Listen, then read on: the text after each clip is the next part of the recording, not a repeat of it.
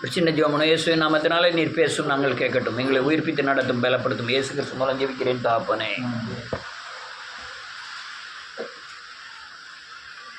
அநேகர் அவங்க அப்பாவுக்கு ரொம்ப பயப்படுவாங்க. சில பிள்ளைகள் பயப்படாது. உங்கள் அப்பாவுக்கு பயப்படுவீங்களோ?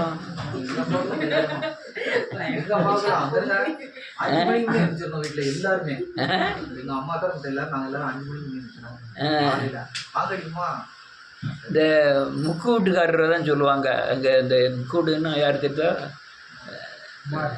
இல்லை, முக்கடி கடை. அவரு ஆள் எண்ணிக்க முடியாது. பிள்ளைகள் 4-5 பிள்ளைகள் படுத்துட்டு எண்ணிக்க முடியாது. எல்லாம் கம்பை எடுத்துட்டு வான்னு சொல்லி ஒரு ஆளை கம்பை எடுத்துட்டு வர சொல்லி, ஆமாம், பக்கத்தில் நிற்க விட்டு அடிப்பாரு. அடி கொடுத்தாருன்னா டான் டான் டான் அடி. எந்திக்க மாட்டாரு. ஆனா பிள்ளைகள் படுத்திருக்க அப்பாவுக்கு அவ்வளவு பயப்படுவாங்க.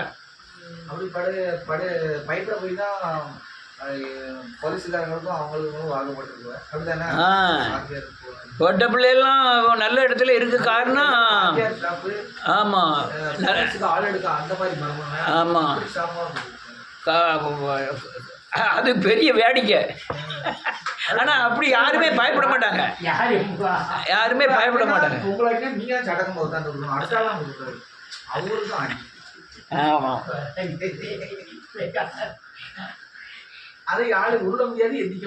ஏந்திக்க முடியாது.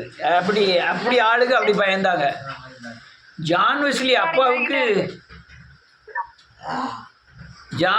அப்பாவுக்கு அவங்க தம்பிமாரெலாம் அதிகமாக பயப்படுவாங்க.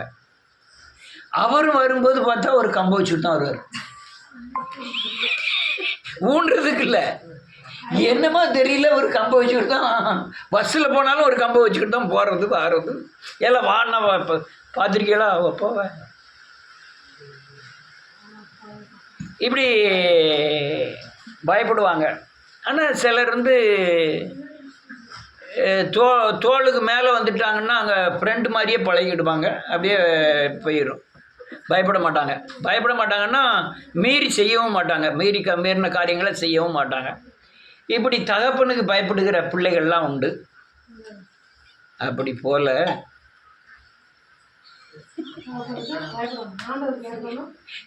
நம்ம தகப்பனுக்கு பயப்படாத பிள்ளைகளாய் மாறிவிட்டோம். என்ன மாறிட்டோம்னா, தேவனுக்கு பயப்படுவதின் அடையாளம் என்னன்னா அவருடைய வார்த்தைக்கு பயப்படுவது. அவர் வார்த்தைக்கு பயந்தீங்கன்னா நீங்கள் தேவனுக்கு பயப்படுறீங்கன்னு அர்த்தம். நீங்கள் வார்த்தைக்கு மீறுதீங்கன்னா தேவனுக்கு பயப்படாதன்னு அர்த்தம். அல்லேலூயா. அந்த நம்ம மாம்சத்தில் பெற்றெடுத்த தகப்பனும் அடிக்கிறாரு, ஆனால் இவரும் அடிக்கிறாரு. அவர் அடிக்கிறது நமக்கு தெரியுது, இவர் அடிக்கிறது நமக்கு தெரியல. ஆனால் அடிக்கிறார், அடி கொடுக்குறாரு, அடி வாங்குறோம். ஆனால் இதுக்கு தான் அடிக்கிறாரு. நம்ம இது செய்யக்கூடாதுன்னு நினைக்கக்கூடிய அளவுக்கு நம்மக்கிட்ட என்ன இல்லை, அறிவு இல்லை. ஆனால் அந்த தகப்பன் எனக்கு என் சித்தப்பாவை கண்டா ரொம்ப பயப்படுவேன். அவர் தான் கார்டியனாக இருந்தார் எங்கள் அப்பா இறந்த பிறகு. இங்கேருந்து நான் எருமாடு தான் உலகுக்கு எருமாடு, அவருக்கு காளை மாடு. அவர் முன்னேறி போவார், நான் பின்னேறி போவேன். தலைப்பாயில் தான் சிகரெட்டு தீப்பெட்டிலாம் தலைப்பாயில் தான் வச்சுருப்பேன். அவர் திரும்பி இங்கே பார்க்க போகும்போது என்ன செய்வேன், டக்குன்னு சிகரெட்டை எடுத்து டக்குன்னு வாயில் வச்சு பற்ற வச்சுட்டு தீப்பெட்டி அப்படி வச்சுக்கிட்டு கலப்பையை பிடிச்சிக்கிட்டே போவேன். பிடிச்சிக்கிட்டே அந்த டேனிங் வரும் தெரியுமா, வளையிற இடத்துல அவர் நம்ம மூஞ்சை பார்க்க வேண்டி வந்துடும். பார்க்கும்போது மூச்சு அடக்கிவிடுவாங்க. சாரில் நேரம் போகும்போது ஒன்று விடுவேன். அடுத்த டேன் வர்றதுக்குள்ளே 2-3 தடவை கப்பு அடிச்சுக்கிடுவேன். அடிச்சுட்டு அடுத்த டேன் அங்கே அடுத்த சால் வரும்போது டக்குன்னு மூச்சு அடக்கிக்கிடுவேன். ஆனால் அவருக்கு தெரியும், பின்னால் வாரவன் சிகரெட் அடிக்கான். நம்ம என்னன்னு கேட்டுட்டோம்னா நம்ம முன்னாலே சிகரெட் அடிச்சிருவான். அதனால் அதை பார்த்தும் பாரா மாதிரி கேட்டும் கேளாத மாதிரி போயிடுவோம்னு அவர் நினைப்பாரு. அல்லேலூயா. ஆனா அப்படி இவரும் என்ன செய்ய மாட்டாரு. இவர்கிட்ட நீதினா நீதி தான், அநீதினா அநீதி தான். ஆனால் நம்ம என்ன நினைக்கும், அட்ஜஸ்ட் பண்ணிடுவார். அலட்சியம், அதை மீறுதல். அல்லவையா, நம்மளை ஒன்றுமே செய்ய மாட்டாருன்னு ஒரு நினப்பு. இப்படி பல காரியங்களில் அவருடைய வாயின் வார்த்தைகளை அசட்டை பண்ணி காயப்பட்ட பிறகும் கூட உணர்வு இல்லாமல் அல்லலையா நம்மை நாமே காயப்படுத்திக்கிட்டு நம்ம வாழ்க்கையை அல்லலையா தேவ பாதுகாப்போட தேவ சமாதானத்தோட வாழாமல் இருக்கிறோம். ஏன்னா நம்மகிட்ட அறியாமை. என்ன அறியாமை? இந்த தேவன் நம்ம சிலுவையில் அறையப்பட்டிருக்கிறாரு, இரக்கமும் உருக்கமும் நீடிய சாந்தமும் உடையவர், நம்ம பாவம் செஞ்சால் அடிக்க மாட்டார் அப்படின்னு ஒரு நினப்பு. ஆனால் எபிரேயர் 12வது அதிகாரம் கடைசி வசனம் என்ன சொல்லுது? அவர் பட்சிக்கிற அக்னியாக இருக்கிறாரே, அவர் நீதி உள்ள பிசாசுக்கும் நீதி உள்ள நியாயாதிபதி, தன்னுடைய பிள்ளைகளுக்கும் நீதி உள்ள நியாயாதிபதி. அல்லேலூயா.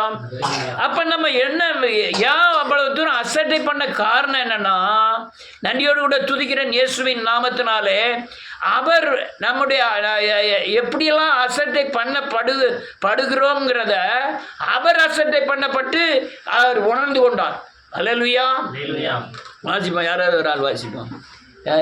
ஏசாயாவின் புத்தகம் 53வது அதிகாரம்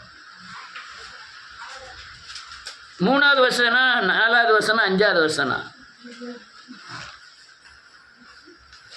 ஏசாயா 53, 3, 4, 5. அவர் அசட்டை பண்ணப்பட்டவரும் மனுஷரால் புறக்கணிக்கப்பட்டவரும் துக்கம் நிறைந்தவரும் பாடு அனுபவித்தவரும் இருந்தார். அவரை விட்டு நம்முடைய முகங்களை மறைத்து கொண்டோம். ஆமென். எண்ணாமல் போனோம். அவர் அசட்டை, அவர் தெரியுது நம்ம இப்படிலாம் அசட்டை பண்ணோம்னு. அவர் முதல்ல அசட்டை பண்ணப்பட்டிருந்தார். ஆனால் இப்போ இந்த காலத்தில் ரொம்ப அசட்டை பண்ணக்கூடிய காரியங்கள் நிறைய. பரிசுத்தத்தை குறித்து பிரசங்கிக்கிறவர்கள் பரிசுத்தமாக இருப்பதில்லை.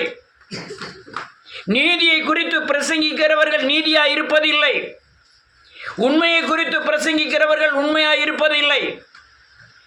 ஆனால் ஒரு காரியம் நடக்கு, பரிசுத்தத்தின் பேசம் நடக்கு, உண்மையின் பேசங்கள் நடக்கு. அல்லேலூயா. நீதியின் பேசங்கள் நடக்கு, ஆனால் நீதியாக நடப்பதில்லை. அல்லேலூயா.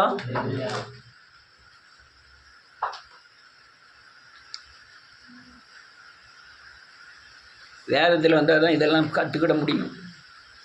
நம்ம ரட்சிக்கப்படாம மட்டும் இருந்தோம்னா மனம் போன வாழ்க்கையில் போயிட்டு நம்ம பாட்டில் வெந்ததை தின்னுட்டு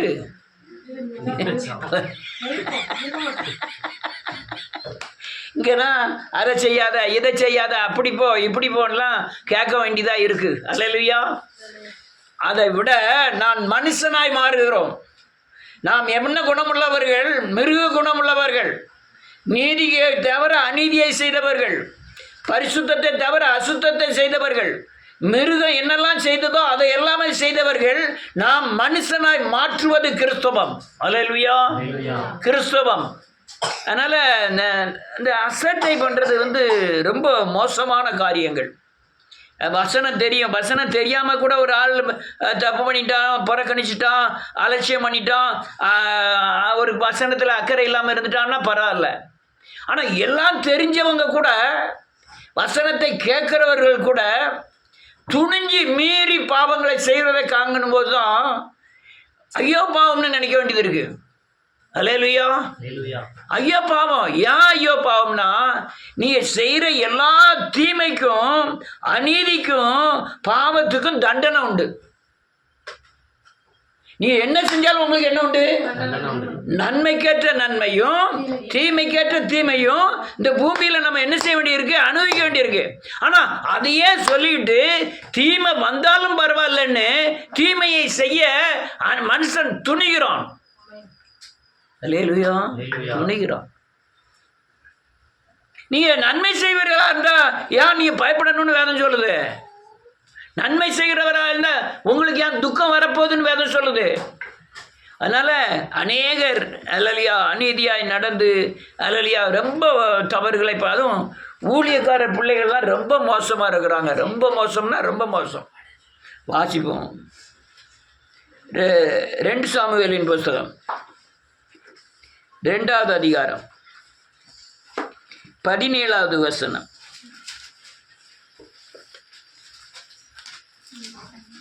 2 சாமுவேல் 1 சாமுவேல் 2வது அதிகாரம் 17வது வசனம்.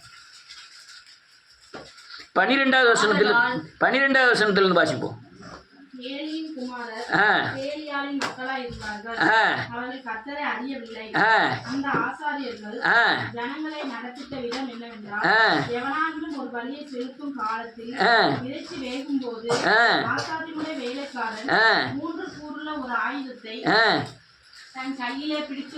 ஒரு நிமிஷம். வேதம் சொல்லுது ஏலியின் குமாரர்கள் வேசியின் பிள்ளைகளாய் இருந்தார்கள், பேலியாளின் மக்களாய் இருந்தார்கள். அவர்கள் கர்த்தரை ஏலி யாரு? அவன் பெரிய ஆசாரியன். அல்லேலூயா, பெரிய ஆசாரியன். சத்தியத்தை தெரிந்தவன், கர்த்தரை தெரிந்தவன். அல்லேலூயா, அதுக்கு முன்னால் உள்ள அல்லேலூயா யாத்ராகமத்தை அறிந்தவன், மோசையை அறிந்தவன், இவ்வளவு அறிஞ்சவன். ஆனால் அவன் பிள்ளைகளுக்கு ஆண்டவர்னா இன்னாருன்னே அவங்களுக்கு என்ன செய்யலையான்னு தெரியல. யாருமா அவனுக்கு? ஆசாரியம். அன்னைக்கு ஒரு ஆள் சொல்லிச்சு, எங்கள் பாஸ்டருக்கு 5 பையங்களுமே லவ் பண்ணி தான் கல்யாணம் முடிச்சுக்காங்க அப்படின்னு. காதல் கல்யாணம் சர்ச்சில் நடக்கும் அப்படின்னு அன்னைக்கு பஸ்ல வரையில ஒருத்தங்க 2 பேர் பேசிக்கிட்டு வந்தாங்க. அவங்களும் கிறிஸ்டின் தான் நினைக்கிறேன். இன்னும் மேற்கதான் நடக்க போதே கல்யாணம். இடைக்கால உள்ளவங்க தான் பேசிட்டு வந்தாங்க. இல்லை, ஆக்சிடெண்ட் நடக்கும், ஆனால் எதிர்த்து நிற்கணும்ல. ஆக்சிடெண்ட் எல்லோரும் நடக்க தான் செய்யணும். நம்ம என்ன செய்யணும்? எதிர்த்து நிற்கணும்.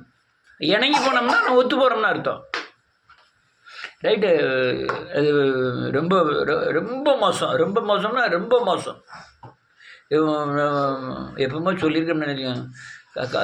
கடைநல்லூரில் பெரிய ஊழியர் நம்ம இங்கே உள்ள ஏஜி சபையில் வந்து பிரசங்கம் பண்ண போகிறாரு. இங்கே ஒரு பிள்ளைக்கு அந்த வீட்டிலலாம் போய் 3 நாள் உபவாசம்லாம் நடத்தணும். அந்த பிள்ளைக்கு லவ் லெட்ரு போட்டுட்டார். யார்? பாஸ்டர் கல்யாணம் முடியலை. அவர் போட்ட லவ் லெட்ரு டீச்சருக்கு மேலே போய் வந்துட்டு டீச்சர் எடுத்து பார்த்துட்டு அந்த பிள்ளைகிட்ட சொல்லலை. நல்ல வேலை அதுகிட்ட சொல்லலை. அது அவங்களா பேசி முடிச்சிட்டாங்க. அப்போ எங்கே இருக்குது இப்போ? அவர் பெரிய பாஸ்டர். இப்போ இந்த வட்டாரத்தில் அவர் பெரிய பாஸ்டர். எப்படி இருக்கு?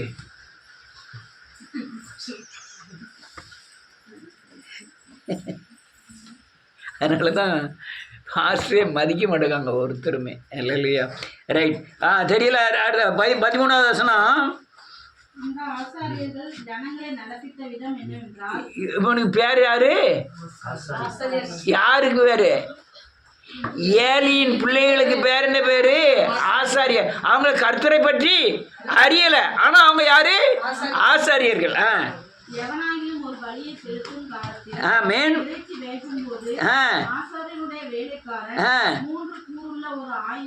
ஆமென். 3 கூறுள்ள ஆயுதம் பார்த்துருக்கீங்களா? நம்ம எல்லாரும் பார்த்துருப்போம். விக்கிரக கோயிலில் இருக்குல்ல 3 சூலாயுதம். அதை கொண்டு வந்து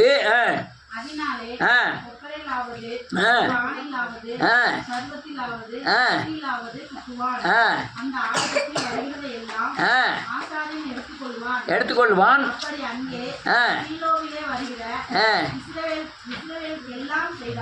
இஸ்ரவேலருக்கு எல்லாமே செய்தார்கள்.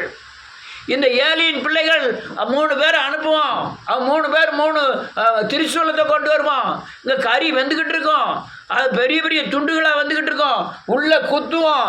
எது அம்புடுதோ எடுத்துகிட்டு போய் அப்படியே ஒரு பிடிச்சதோ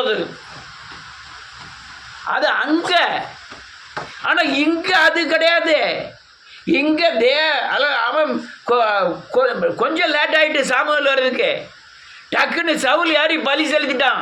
கூப்பிட்டு சொல்லலாம், மதீனமாய் செய்தீர் சாமுவேலே, நீ சவுலே மதீனமாய் செய்தீர், உன்கிட்ட ராஜ்யபுரம் என்ன செஞ்சுட்டு போயிட்டு ஏன்னா பலி கர்த்தருக்குரிய பலி செலுத்தலை, நீ என்ன இப்படி பண்ணிட்ட அப்படிங்க. ஆனால் இவன் என்ன செய்தான், பலியே செலுத்தலை, வெந்துக்கிட்டு தான் இருக்கு. அதுக்குள்ளே இவங்க குத்தி இவங்க தீங்க. அடுத்தால என்ன இருக்கு, கொழுப்பை தகனிக்கிறதற்கு முன்னும் ஆ. ஆசாரனுடைய வேலைக்காரன் ஆ. வந்து பலியிடுகிற மனுஷனை நோக்கி, ஆ. ஆசாரியனுக்கு ஆ. கொதிக்கும்படி இறைச்சி கொடு, ஆ. பச்சை இறைச்சியே அல்லாமல் ஆமென். அவித்ததை உன் கையிலே வாங்குகிறதில்லை என்பான். ஆமாம், அப்படியே பலிபீடத்திலே வைக்க வேண்டாம். முதல்ல எனக்கு என்ன செஞ்சிரு, இறைச்சியை கொடுத்துரு. நீ பலிபீடம்னா என்ன, காணிக்கைன்னா என்ன, பலி செலுத்துவதுன்னா என்ன தெரியவே இல்லை. ஆனால் மாறாக அந்த காணிக்கை வாங்குகிற முறையவே ஒரு ஏமாற்று வேலையாக மாற்றாங்க, பயங்கரமான ஏமாற்று வேலையாக மாற்றிட்டாங்க.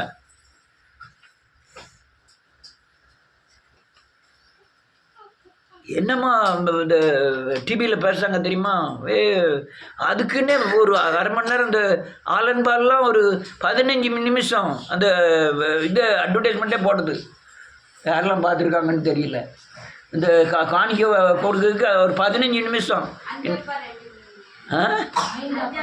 5 அப்போ 2 இந்த அட்ரஸ் போடுவாங்க, அதுக்குன்னு மியூசிக் போட்டு அடி போட்டுக்கிட்டே இருக்காங்க. அதாவது காணிக்கையை வஞ்சிக்கிறதும் தப்பு, காணிக்கையை அல்லையா அதை மதிக்காமல் இருக்கிறதும் தப்பு. அனனியால் சப்ரால் பழைய ஏற்பாடில் இருக்கா, புதிய ஏற்பாடில் இருக்கா? அவங்க செத்தாங்களா, உயிரோடு இருந்தாங்களா? செத்து போயிட்டாங்க. அப்போ காணிக்கையை வஞ்சிக்கிற காரியம் புதிய ஏற்பாடில் நடந்தாலும் தவறு. அடுத்தால என்ன இருக்கு, அதற்கு அந்த மனுஷன், ஆ. இன்று செய்ய வேண்டியபடி ஆ. முதலாவது கொழுப்பை தகனித்து விடட்டும், ஆ. பிற்பாடு உன் மனவிருப்பத்தின்படி ஆ. எடுத்துக்கொள் என்று சொன்னாலும் ஆ. அவன் அப்படி அல்ல, அப்படி அல்ல, அதே கொடு, ஆ. இல்லாவிட்டால் பலவந்தமாய் எடுத்துக்கொள்வேன் என்பான். அவன் சொல்லலாம், ஐயா நான் வேக வச்சு தாரேன், ஆண்டவருக்கு படைச்சிட்டு தாரேன், முதல்ல எனக்கு எடுத்துரு. கொழுப்பு யாருக்கு இருக்கு, திங்க வந்து அடுத்தால எழுதி பாருங்க, 17வது வசனம். ஆதலால் ஆ. அந்த வாலிபரின் பாவம் ஆ. கர்த்தருடைய சந்நிதியில் மிகவும் பெரியதா இருந்தது. அந்த ஆதலால் அந்த ஏலியின் பிள்ளைகளுடைய பாவம் கர்த்தருடைய சன்னதியில மிகவும் பெரியதா இருந்தது. கர்த்தரின் காணிக்கையை வெறுப்பாய் எண்ணினார்கள். அப்போ கர்த்தரின் காணி இன்னைக்கு புறாமே அதான் ஏமாத்தி ஏமாத்தி ஏமாத்தி கர்த்தருக்கு காணிக்கை கொடுக்கதே அல்லையா ஒரு வெறுப்பா எண்ணிட்டாங்க மக்கள் புறாமே. அநேக சர்ச்சைகள் சர்ச்சைக்கு வராத இந்துக்கள் கொடுத்த இடத்துல இந்துக்கள் கொடுத்த பைசால கட்டின ஆலயங்கள் தெரியுமா உங்களுக்கு? ஆனால் அவன் சர்ச்சைக்கே வரல, இடத்த கிறிஸ்துவனுக்கு எழுதி கொடுத்தான். இனி இல்லை சர்ச்சை கட்டிக்கன்னு, சர்ச்சை கட்டிக்கன்னு பணம் ஏங்க ஒரு சிமெண்ட் கடை வச்சுருக்கான், இரும்பு கடை வச்சுருக்கான்னா நான் சர்ச்சை கட்ட போகிறேன்னு சொன்னால் நான் வச்சுக்க 10 மூட்டை சிமெண்ட் வச்சுக்கன்னா. இன்னைக்கு எல்லாம் திருடனா மாட்டான். கேட்டாலே இவன் திருட்டு போயா, இவன் வீடை பெருசாக கட்டுதான், சர்ச்சை அப்படியே தான் இருக்குது. சர்ச்சை காமிச்சு இங்கே வீடு கட்டி பெருசாக போய்கிட்டே இருக்கு. அல்லேலூயா. நான் 3 தடவை சர்ச்சை கட்டினேன், யார்ட்டையும் அந்த பைசாவும் கேட்கல, எல்லாத்தையும் வச்சுட்டு தான் சொல்லுங்கள். 3 தடவை சர்ச்சை கட்டினேன், 3 தடவை நீங்கள் தாங்க நாங்கள் தாங்க எனக்கு எப்படியாவது தந்துருங்கன்னு சொல்லி கேட்டதே கிடையாது. கொடுத்தாங்க, சிலவருங்க கொடுத்ததை வச்சு கட்டியிருக்கேன். அடுத்தால என்ன எழுதியிருக்கு பாருங்கள், 27வது வசனம், 22வது வசனம். ஏலி மிகுந்த கிழவனாய் இருந்தான். ஆ. அவன் குமாரர் ஆ. இஸ்ரவேலுக்கெல்லாம் செய்கிற ஆ. எல்லாவற்றையும் ஆமென். அவர்கள் ஆசாரிப்பு கூடாரத்தின் வாசலில் ஆ. கூட்டம் முடிகிற ஸ்திரீகளோடு ஆ. பயணிக்கிறதையும் கேள்விப்பட்டு ஆ.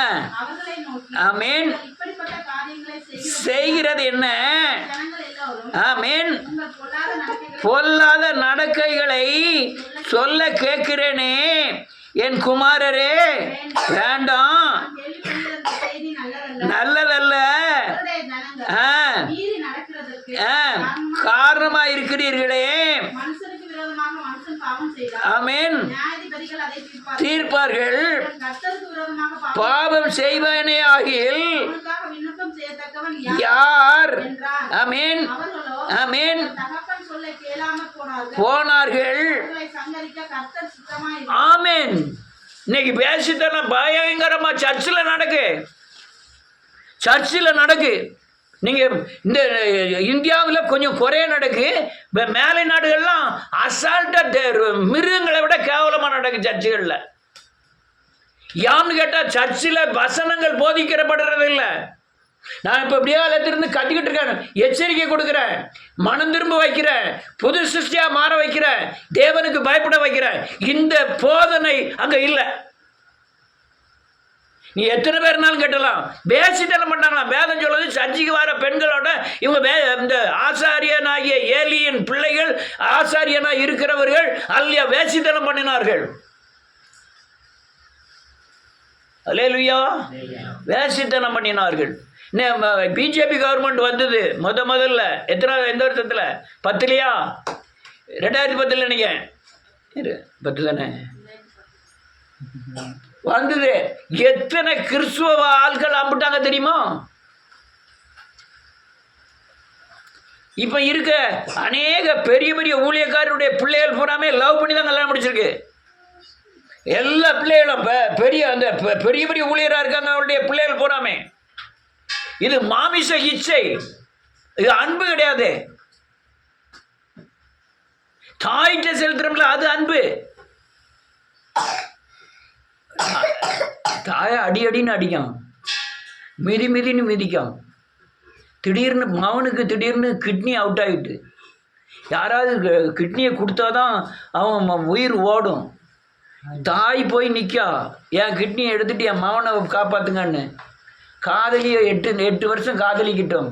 காதலிட்ட போய் உன் கிட்னியை கொடுன்னு கேட்கட்டு கொடுப்பாளோ?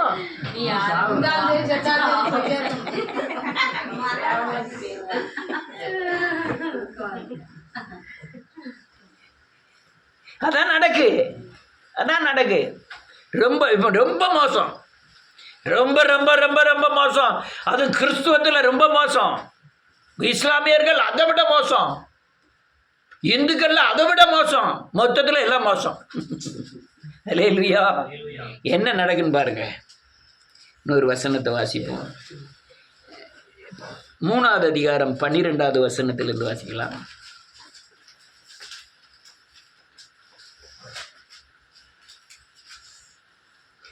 நான் ஏலியின் குடும்பத்திற்கு விரோதமாக சொன்ன யாவையும் அவன் மேல் அந்நாளிலே வர பண்ணுவேன். தொடங்கவும் முடிக்கவும் போறேன். ஆமென். வர பண்ணுகிறதை அவன் அறிந்திருந்தும் அவர்களை அடக்காமற் போன பாவத்து நிமித்தம் ஆமென் ஆமென். அவன் பிள்ளைய அடக்கல. ஏலி அவன் பிள்ளைய அடக்கல.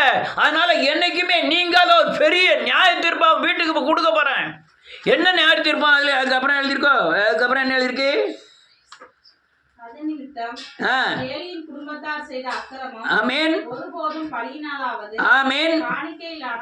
காணிக்கையினாவது நிவர்த்தியாவதில்லை என்று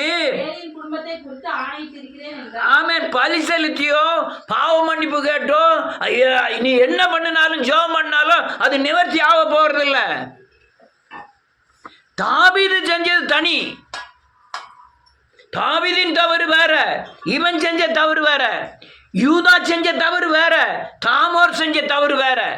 ஆனா இவங்க தேவனுடைய ஆலயத்திலே, தேவனுடைய வீட்டிலேயே, தேவன் வாசம் பண்ணுகிற ஸ்தலத்திலேயே பண்ணுகிற பயங்கரமான வேசித்தனங்கள், காணிக்கையை வஞ்சித்தல். நேர பார்க்கிறாரு ஆண்டவர், கூப்பிட்டு சொல்றாரு. யார்கிட்ட போய் சொல்றாரு தெரியுமா? சின்ன குட்டி சாமுவேல்கிட்ட. என் அடுத்தால என்ன இருக்கு?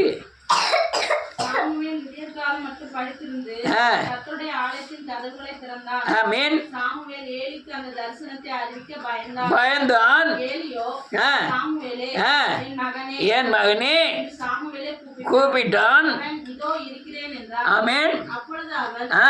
கர்த்தர் உன்னிடத்தில் சொன்ன காரியம் என்ன? எனக்கு அதை மறைக்க வேண்டாம். இப்ப யார் யார்கிட்ட கேட்கா? யார் யார்கிட்ட கேட்கணும்? சாமுவேல் வந்து ஆசாரியன்ட்ட கேட்கணும். அது ஏலிட்ட போய் கேட்கணும். ஏலி வந்து குட்டி சாமுவேல்கிட்ட கேட்கும். ஆண்டவர் என்ன மாதிரி பேசினார் ஐயா, என்னை பற்றி பேசினார் அவன் சொல்லலாம் பாருங்க. அவர் உன்னிடத்தில் சொன்ன சகல காரியத்திலும் ஆமென். யாதொன்றையும் எனக்கு மறைத்தாயானால் ஆமென். தேவன் உனக்கு அதற்கு சரியாகவும் அதற்கு அதிகமாகவும் செய்வாராக என்றான். அப்பொழுது சாமுவேல் ஒன்றையும் அவனுக்கு மறைக்காமல் ஆமென் காரியங்களை எல்லாம் அவனுக்கு அறிவித்தான். நல்ல கவனிக்கணும். அதற்கு அவன், அவர் கர்த்தர் அவர் தமது பார்வைக்கு எவ்வளவு நல்ல தகப்பன். என்ன செஞ்சிருக்கணும்? மனம் திரும்பி இருக்கணும். பிள்ளைகளை நீ வீட்டை விட்டு வெளியே போன்றிருக்கணும். தூக்கு போட்டு சாவுன்னு இருக்கணும். நீ வீட்டில் சாப்பாடு கிடையாதுன்னு இருக்கணும். எல்லாரும் வாங்க உபாசம் இருக்கணும்னு இருக்கணும். இருந்து அவர் முதல்ல பலினாலே உபாசத்தினாலே நிவர்த்தி ஆக்க முடியாதுட்டாரு. ஆளணும். அவர் கர்த்தர். சொல்ல பாருங்க. அதற்கு அவன் அவர் கர்த்தர் அவர் தமது பார்வைக்கு நலமானதை செய்வாராக. என்ன ஆச்சு? ஓப்பினியும் பிணையகாசும் 2 பிள்ளைகளும் ஒரே நாளில் செத்துட்டான். செத்த செய்தி கேட்ட உடனே ஏலி நாற்காலியிலேருந்து பின்னால் பார்க்க சாஞ்சி பொடரின் மறிஞ்சு செத்து போனான். அல்லையா? அவன் மருமக அவ குழந்தை உண்டாயிருக்கா. அவன் குழந்தை பெற்று என்ன பிள்ளைக்கு என்ன பேர் விடுதா? அவன் 21 இல்லை 20-21 4வது அதிகாரம் 19 பிணைகாசின் மனைவியாகிய அவள் மருமகள் நிறைகற்பனையாய் இருந்தாள். அவள் தேவனுடைய பெட்டி பிடிப்பட்ட செய்தியையும் மாமனும் தன் புருஷனும் இறந்து போனதையும் கேள்விப்பட்ட போது கற்பவேதனைப்பட்டு பிரசவித்தால் சாக போகிற நேரத்தில் அவளும் சாக போற. அவள் சாக போகிற நேரத்தில் இந்த ஸ்திரீகள் பயப்படாதே ஆண் பிள்ளையை பெற்றாய் என்றார்கள். ஆமென். அவளோ அதற்கு ஒன்றும் சொல்லவும் இல்லை. ஆமென். அதன் மேல் சிந்தை வைக்கவும் இல்லை. ஆமென். தேவனுடைய பெட்டி பிடிபட்டு அவளுடைய மாமனும் அவளுடைய புருஷனும் இறந்து போனபடியினால் அவள் மகிமை இஸ்ரவேலை விட்டு விலகி போயிட்டு என்று சொல்லி பிள்ளைக்கு இக்கபோத் என்று பெயரிட்டாள். குடும்பமே நாசமாயிட்டு. தேவனுடைய சத்தத்துக்கு மீறின உடனே குடும்பமே நாசமாயிட்டு. நான் புதிய ஏற்பாடை சொல்லலை, பழைய ஏற்பாடை சொல்கிறேன். அநேகர் நினைக்கிறாங்க பழைய ஏற்பாடுலாம் அதிகமான நியாய தீர்ப்பு நடந்து. புதிய ஏற்பாடுலையும் நியாய தீர்ப்பு உண்டு. புதிய ஏற்பாடுலையும் தண்டனைகள் உண்டு. பழைய ஏற்பாட்டில் சரீரம் சாகும், புதிய ஏற்பாடில் ஆத்மா சாகும். பிச்சை எடுத்துட்டாலையும் ஒன்றுமே தெரியாது நமக்கு. அப்படி செத்தாலும் பிரச்சனை இல்லை. எப்படி? வெட்டுப்பட்டோ குத்துப்பட்டோ ஈட்டியை நட்டுக்கிட்டு செத்துட்டான். யாரு? சவுல் போய் செத்துட்டான், தூக்கு போட்டு செத்துட்டான். அப்படி செத்தா பிரச்சனை இல்லை. ஆனால் நீங்கள் இங்கே சாக மாட்டீங்க. சரீரம் சாவாது, ஆத்மா என்ன செஞ்சிடும்? செத்துரும். இயேசுவா பொய், அவனா நல்லவன் இல்லை, எந்த சாமி சரியில்லை, இவன் சரியில்லை, புலம்பிக்கிட்டே அலைய வேண்டியதான். ஏன்னா ஆத்மா என்ன ஆயிட்டு? செத்துட்டு. ஆத்மா வாழ்கிறது போல நீ எல்லாவற்றிலும் வாழ்ந்து சுகமாய் இருப்பாய். அசட்டை பண்றது, ஆண்டவருடைய வார்த்தைகளை அசட்டை பண்றது. நான் ஒரே ஒரு மனுஷன் சொல்லி முடிக்கிற நேரம் ஆயிட்டு. ராஜாக்களின் புத்தகம் 20வது அதிகாரம், 2 ராஜாக்களின் புத்தகம் 20வது அதிகாரம். எசேக்கியா ராஜாவுக்கு 15 வருஷத்துக்கு கர்த்தர் கூட்டி கொடுத்தார். அவன் சாக போகிறான். வீட்டில் எல்லாத்தையும் காரியத்தை போகிறான், ரெடி பண்ணு. உனக்கு சொல்லக்கூடிய ஆள்கிட்ட, அவங்க மாமனார்ட்ட மச்சனன்ட்ட எல்லாத்திட்டையும் சொல்லி ஆள் விடு பாடையை கட்டுன்ட்டார். இவன் தீர்க்கதரிசி வந்து சொல்லலாம். சொன்ன உடனே சோர் பக்கம் திரும்பி அழுதான். தீர்க்கதரிசி முத்தத்துக்கு கூட போகல. ஆண்டவருடைய வார்த்தை உண்டாகி எசேக்கியா ராஜா பார்த்து சொல்லாரு, உனக்கு 15 வருஷத்தை என்ன செஞ்சுட்டேன்? கூட்டி கொடுத்துட்டேன் அப்படின்ட்டாரு. சந்தோஷம் தாங்க முடியல. உடனே டக்குன்னு பக்கத்து ஊர் ராஜா ராணி எல்லாரும் ரொம்ப வெகுமதிகளை கொடுத்து விட்டு உன்னை ஆண்டவர் எடுத்துக்கிடுவோம்னு சொன்னாராம, நீ செவர் பக்கம் திரும்பி அழுது 15 வருஷம் கூட்டி கொடுத்தாராம, அதை பற்றி கேட்கறதுக்கு ஆள் அனுப்புதாரு. யாரு? பக்கத்தூர் ராஜாக்கள்லாம். பாகிஸ்தான்ல இருந்து அனுப்புதான், பங்களாதேஷ்ல இருந்து அனுப்புதான், ஈரான்ல கோமேனி அனுப்புதான், ரஷ்யால இருந்து அனுப்புதான். அனுப்பி அவங்ககிட்ட என்ன சொல்லணும்? இப்படி நான் கடந்தேன், வியாதியா கடந்தேன், என்னை எடுத்துக்கிடுவோம்னு சொன்னாரு, நான் ஜெபம் பண்ணேன், 15 வருஷத்தை கூட்டி கொடுத்தாருன்னு ஆண்டவரை பத்தி சொல்லணும். இவன் வாசிக்க 20வது அதிகாரம் 16ல இருந்து வாசிக்கலாம். முடிக்க போறேன், நேரம் ஆயிட்டு. 16ல இருந்து வாசிக்கலாம். அப்பொழுது ஏசாயா எசேக்கியாவை நோக்கி, கர்த்தருடைய வார்த்தை கேளும், இதோ நாட்கள் வரும், அப்பொழுது உமது வீட்டில் உள்ளதிலும் உமது பிதாக்கள் நாள் வரைக்கும் சேர்த்ததிலும் ஒன்று மீதியாக வைக்கப்படாமல் எல்லாம் பாபிலோனுக்கு கொண்டு போகப்படும். நீர் பெறப்போகிற ஒரு சந்தானமாகிய உமது குமாரர்களிலும் சிலர் பாபிலோன் ராஜாவின் அரண்மனை வேலைக்காரராய் இருப்பார்கள் என்று கர்த்தர் சொல்கிறார் என்றான். அப்பொழுது ஏசாயாவை நோக்கி, நீர் சொன்ன கர்த்தருடைய வார்த்தை நல்லதுதான் என்று சொல்லி, என் நாட்களிலாவது சமாதானமும் உண்மையும் இருக்குமே என்றான். போதும், இவ்வளவு நடக்க போகுதுன்னு சொல்றான். அவன் என்ன சொல்றான்?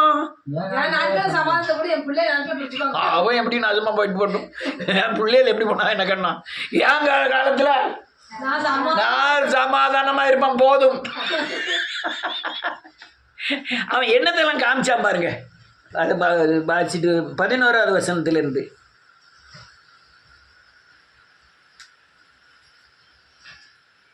இருபதாவது 11வது வசனத்தில் யாராவது வாசிக்கலாம். அப்பொழுது ஏசாயா தீர்க்கதரிசி கர்த்தரை நோக்கி கூப்பிடுகையில், அவர் ஆகாசுடைய சூரிய கடிகாரத்தில் பாகை முன்போன சாயை 10 பாகை பின்னிட்டு திரும்பும்படி செய்தார். ஆமென். அக்காலத்திலே காலாதானின் குமாரனாகிய